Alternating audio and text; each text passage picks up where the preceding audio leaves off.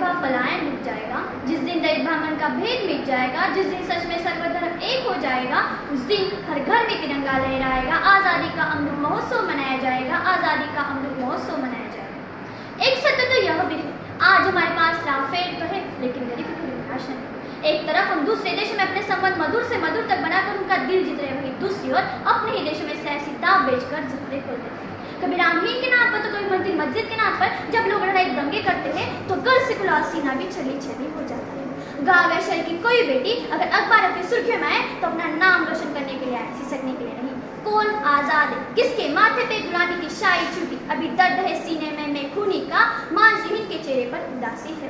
खंजर आजाद है सीने में उतरने के लिए, मौत आजाद है लाशों पे गुजरने के लिए, कीमतें काली दुकानों पर खड़ी रहती है हर खरीदारों की जेब को कतरने के लिए।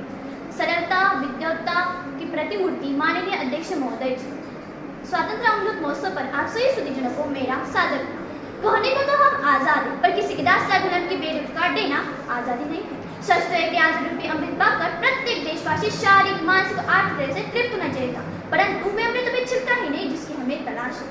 श्रोतागण, दूसरों से आजाद होना बहुत आसान है क्योंकि वे आजादी बलिदानों की नींव पर टिकी होती है, परंतु अपने अवगुण अपने बुराई पर विजय प्राप्त करना उतना ही कठिन है क्योंकि खुद से खुद की लड़ाई बहुत मुश्किल होती है।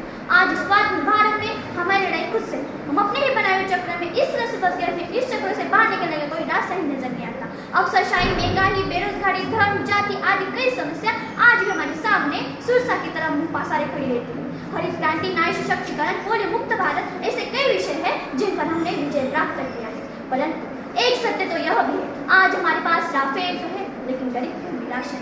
एक सत्ता चला वाले शासक तो है लेकिन आत्मानुष शासक नहीं, तकनीक तो है लेकिन पर्यावरण की शुद्धता नहीं, समस्या हर बात पर है लेकिन समाधान देने वाली जुबान है। गौरतलब है जानक की नीति, आर्यभट्ट के शून्य, सनातन संस्कृति, योग सूत्र, वेद ज्ञान सूत्र से भरा हुआ है देश अगर मार खाता है तो अपने अंदर के अहम और वहम से।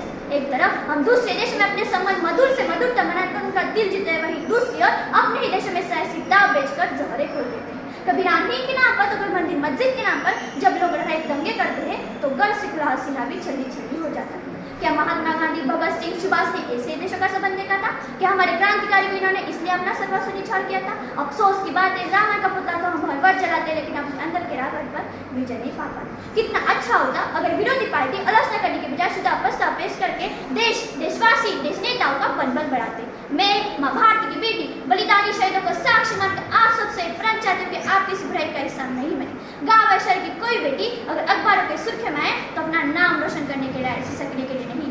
रानी लक्ष्मीबाई, इंदिरा गांधी और कल्पना चावला के रूप में रही कहना है कि पिया है जब भी पानी मेरे, मैंने इन पत्थरों को तोड़कर पिया है, ये समुद्र तेरा हम पर जरा भी एहसान नहीं, जरा भी एहसान नहीं। अंत में मैं बस यही कहना चाहूँगी, मेरा हिंदुस्तान महान था, महान है, महान रहेगा। मेरा हिंदुस्तान महान था, महान है, महान रहेगा। होगा हौसला सबके दिलों में बुलंद तो एक दिन पाकिस्तान भी जय कहेगा। पाकिस्तान ही क्यों, सारा जहान जय कहेगा, क्योंकि सारे जहां से अच्छा हिंदुस्तान हमारा, सारे जहां से अच्छा हिंदुस्तान हमारा, हम बुलबुल है इसकी गुलिस्तान हमारा, एक गुलिस्तान हमारा। जय हिंद।